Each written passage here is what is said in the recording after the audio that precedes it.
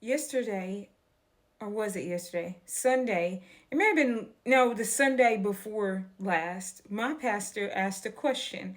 And I have thought about this, but I never really thought about this, if this makes sense. He said, when you die, what do you want to be remembered by? And I started rolling that over in my head. And I was like, for me personally, I want to be seen as, known as a good mother who was really attentive and raised her children up in the ways of the Lord. I want to be known as a person who loved and glorified God with her life. I want to be known as a successful business owner that had a business in which she honored God and glorified God and shared the gospel with others.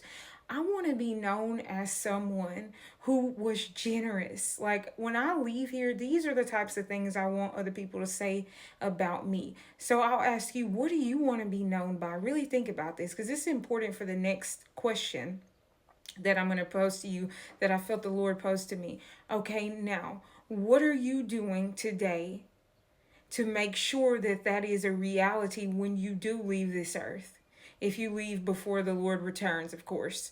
And I started thinking, my day-to-day life, everything that I do should be done in such a manner that these things show up in my life so that when I'm gone, people will say these things about me. Does that make sense? I hope it makes sense.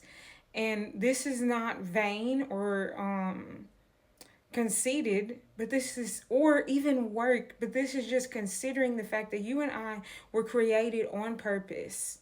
We're not a mistake. God put us here on purpose. So it is important for you and I to live out this life well because we're going to stand before God someday and not just thinking about what people are going to say about us, but what do you want to hear when you stand before God? Depart from me, I never knew you.